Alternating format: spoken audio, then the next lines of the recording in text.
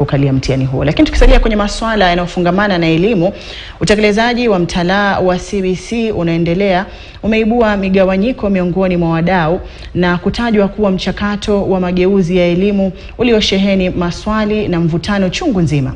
Ingawa Kenya imekuwa na misururu ya mageuzi ya elimu zaidi ya mara 5, mfumo wa CBC ndio ulioibua sintofahamu na migawanyiko kwa wingi. Kwenye makala maalum Kina cha CBC, Shadrack Mitty anaangazia safari na mapinduzi ya CBC, ikiwemo mivutano na madai kuhusu uzinduzi na utekelezaji wake pasi na mashauriano ya kina na ukosefu wa rasilimali.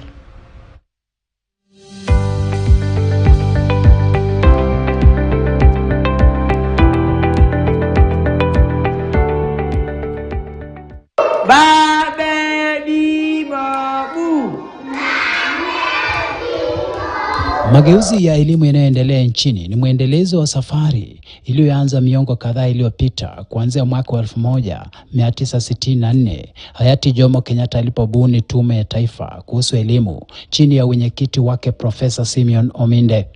Tume hiyo ilipewa jukumu kuu la kuangazia utaratibu wa kuainisha mfumo wa elimu nchini na mabadiliko ya nyakati baada ya Kenya kujipa huru. Mapendekezo ya tume yake Ominde iliangazia mbinu za kukabili ubaguzi uliokuwa umekithiri kwenye elimu, ambapo shule zilijengwa na kuendeshwa kwa misingi ya ubaguzi wa rangi na dini.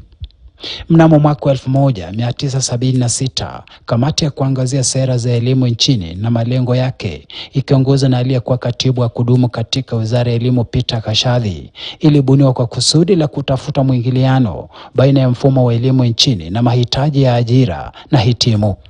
Aidha, kamati hiyo ilipendekeza mageuzi ya mtaala na mbinu za kufunza na mpito wa wanafunzi kutoka shule za msingi hadi sekondari. Hata hivyo, mapendekezo ya kamati hiyo hayakutekelezwa. The thinking we had before is the thinking that we were modeling our education according to the British system of education, which was handed over to us. It was basically, do you know algebra, do you know history, do you know geography? And in fact, the history that we learned in our primary school between 1969 up to 1976 were based on the history of Europe, the history of the Americas, and the rest of Africa. We knew very little about our history. That is something which is very unique. Even in language, we were basically being taught to pronounce this the way the English, the way the British were speaking. Msururu wa tatu kwenye mageuzi ya elimu nchini ulifanyika mnamo mwaka wa 1981 kupitia Tume ya Rais kuhusu kubuniwa kwa chuo kikuu cha pili iliyosimamiwa naye Dr. Colin McKay. Mbali na kubuniwa kwa chuo kikuu cha pili, tume hiyo ilipendekeza kufutiliwa mbali mfumo wa elimu wa 7423 ili kuupisha ule wa 844. Mnamo mwaka 1986, jopo kazi jingine chini ya wenyekiti wake James Kamunge lilibuniwa ili kuangazia marekebisho zaidi kwenye mfumo wa elimu nchini. Tume hiyo ilitilia mkazo umuhimu wa elimu na utafiti kwenye ustawi wa nchi na uimarishaji wa sekta ya viwanda.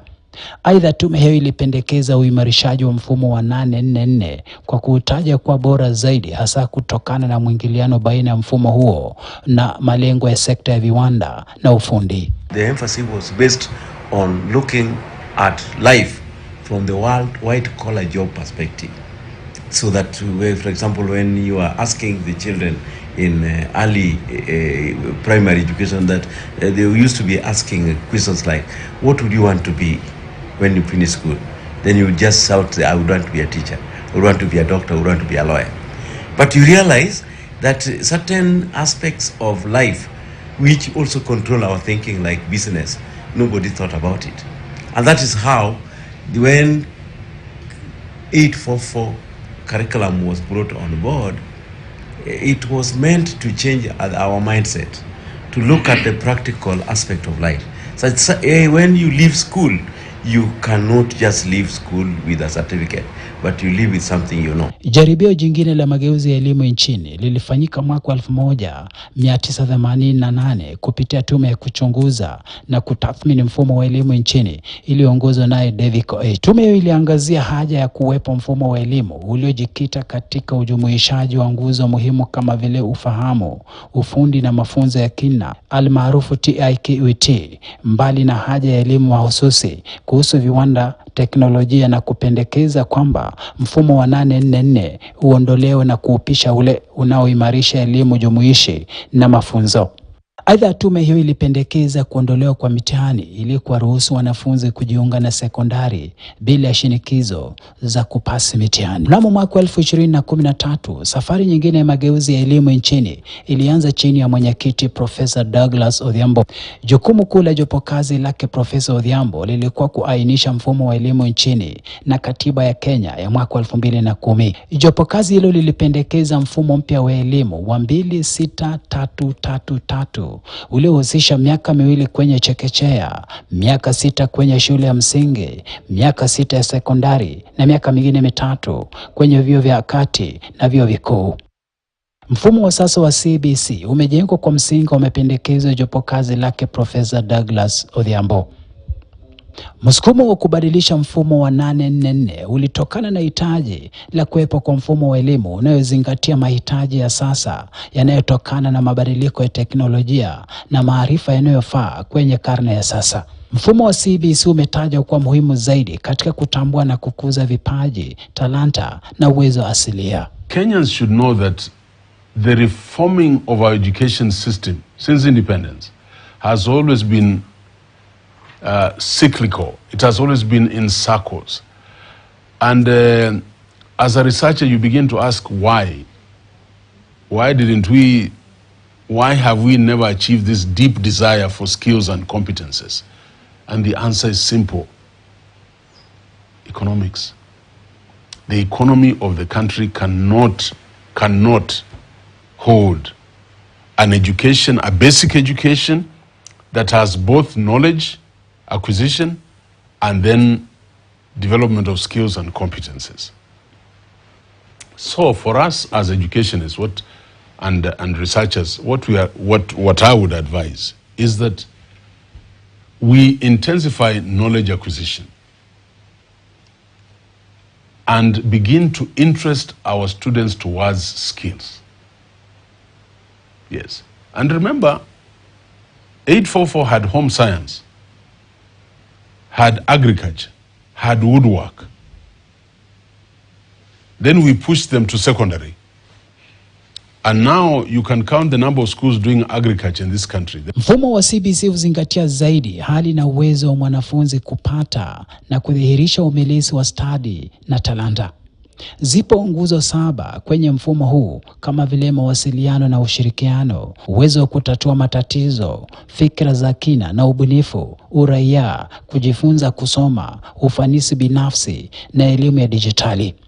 Aidha, mfumo huu umejikita kwenye maadili ya msingi kama vile upendo, uwajibikaji, heshima, umoja, amani, uzalendo, haki kwa jamii na uadilifu. Mfumo wa 26333 ulizinduliwa mnamo mwaka 2017 kwa majaribio. Hata hivyo, ufanisi katika utekelezaji wake ulihitaji maandalizi kabambe wa walimu. Ila utafiti uliofanywa katika shule 410 kutoka kaunti 45 ulionyesha kwamba ni 42% pekee ya walimu ndio waliokuwa tayari kufunza CBC. When we walked into the classes, it was around 42%. In other words, teachers had not internalized the concepts and the constructs of CBC. So at 42%, it becomes a big worry for a national pilot, if you are a statistician like me. Kwa mujibu wa ripoti hiyo, msukumo wa mageuzi ulitokana na kile kilichotajwa na wengi kuwa shinikizo itokanayo na ushindani mkubwa kwenye mitihani katika mfumo wa 844 miongoni mwa mambo mengine. What did Kenyans think of CBC?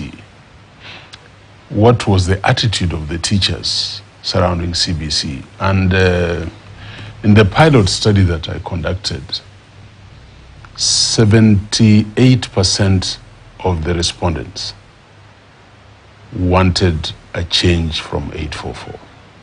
That's the reality. Every year, when we release the Form 4 results, we would have since 2016, over 460,000 learners getting D+ and below, and nobody thinks about them. We talk about the 20% and we say our education system is doing wonderfully well, without appreciating the large number that we are wasting, and they are part and parcel of this community. Aidha, kulikuwepo na maswali na wasiwasi kuhusu gharama ya kutekeleza CBC. We looked at the economic burden or the economic requirement for rolling out CBC. It gave us an astronomical figure through simulation and models. It gave us a figure of 365 billion for the first 4 grades. We needed 365 billion to roll out the first, that is pre-primary 1, pre-primary 2, grade 1, grade 2, grade 3 and 4. And hence our recommendation to the then minister, Ambassador Amina, that we start the rollout only in grade 1. Because we looked at the budget considerations.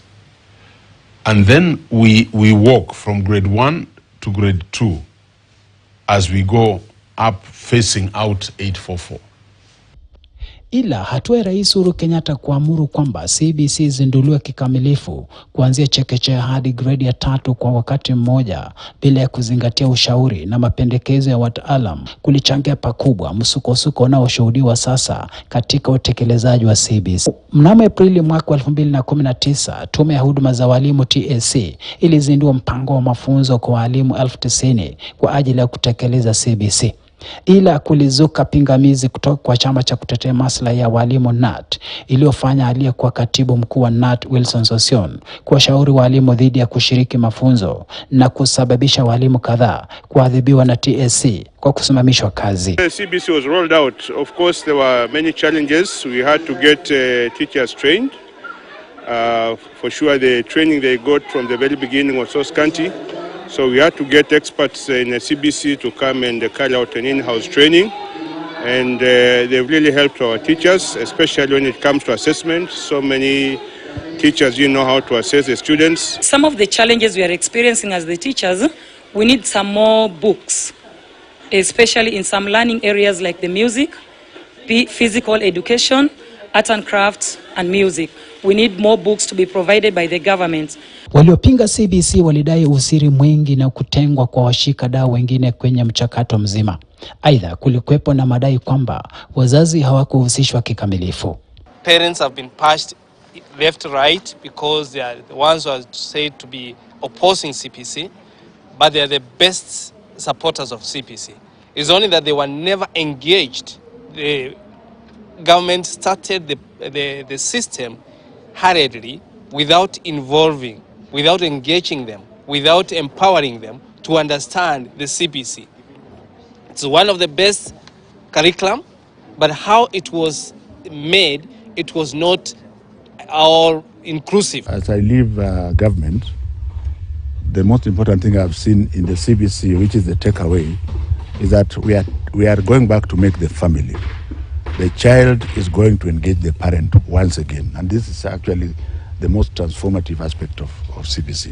Mnamo mwaka 2021, kundi la mawakili na wanaharakati walienda mahakamani kupinga utekelezaji wa CBC, wakidai kwamba mbali na washikadau kutoshirikishwa kikamilifu, shule hazikuwa na rasilimali za kutosha kutekeleza mfumo huo. Licha ya pingamizi na maswali mengi kuibuliwa dhidi ya CBC, aliyekuwa waziri wa elimu George Magoha alikariri kwamba CBC itadumu. The competency-based curriculum did not start with CS Magoha. I found the train already moving. So I took it over from there and moved it energetically together with all of you to where it is now.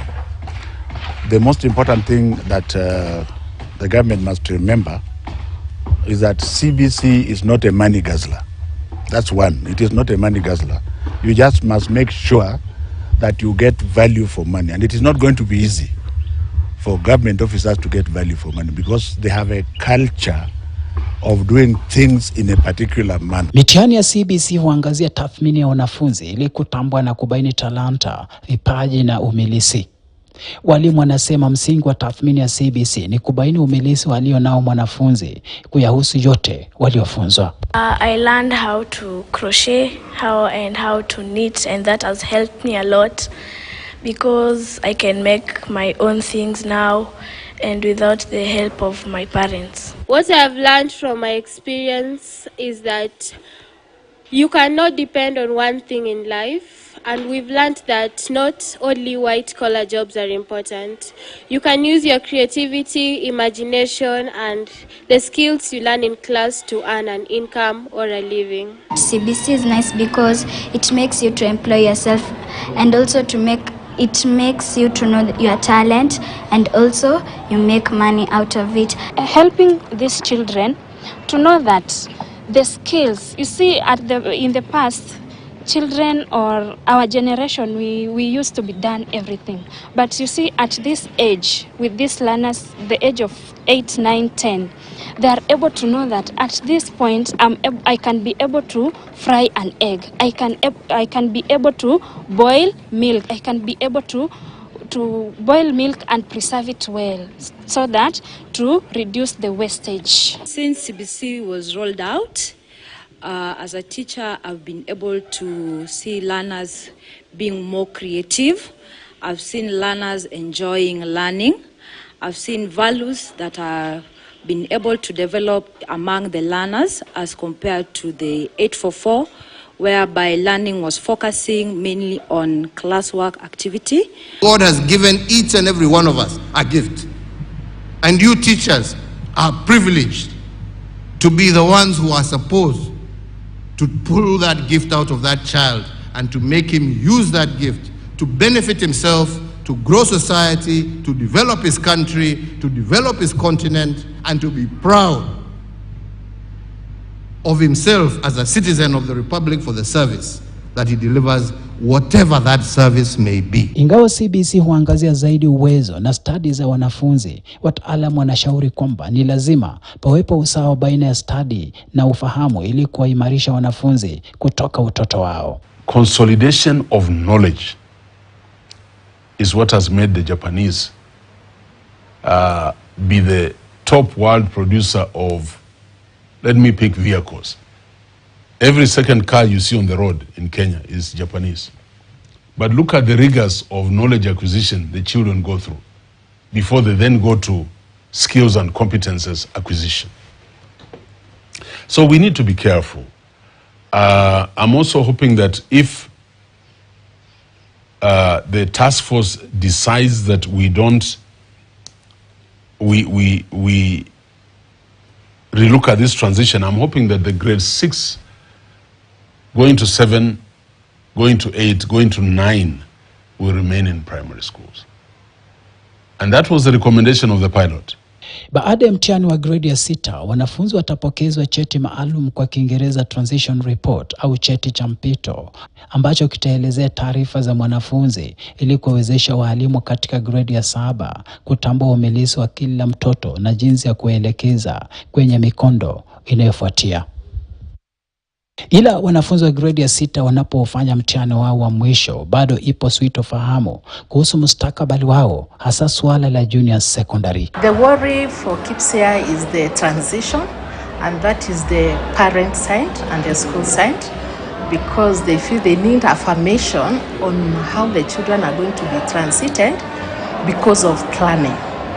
Yeah, for planning purposes, it should come out clearly so that parents can prepare. Just by the name junior secondary is the issue, then it is not cast on stone.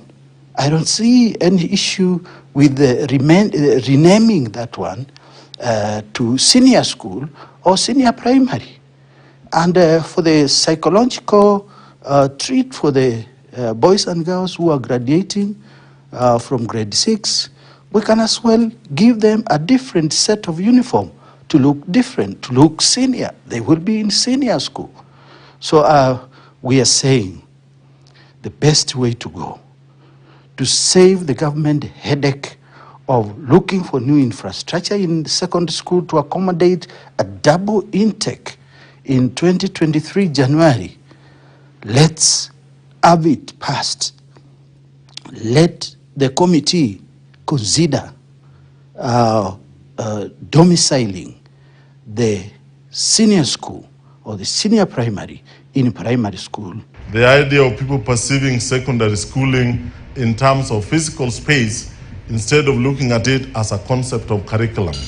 So we go with the curriculum first, and then you follow with the facilities that are supposed to support that curriculum. But for us, we see secondary school in terms of moving from this physical space to another physical space, forgetting that in this country we have schools that have grade 1 up to grade 12 in the same, in the same compound. You just go through a transformation. When you are in secondary, maybe sometimes you just change the uniform. Ingawa mfumo wa CBC umetajwa kuwa mfumo bora wa elimu kwa ajili ya kukuza vipaji na kuandaa watoto kwa ajili ya karne ya sasa, wataalamu wameonya kwamba bila ya serikali kuwekeza kikamilifu katika ujenzi na uboreshaji wa miundo msingi, huenda ikawa vigumu kuyafikia malengo ya mfumo huo. Shadrack Mitty, KTN News.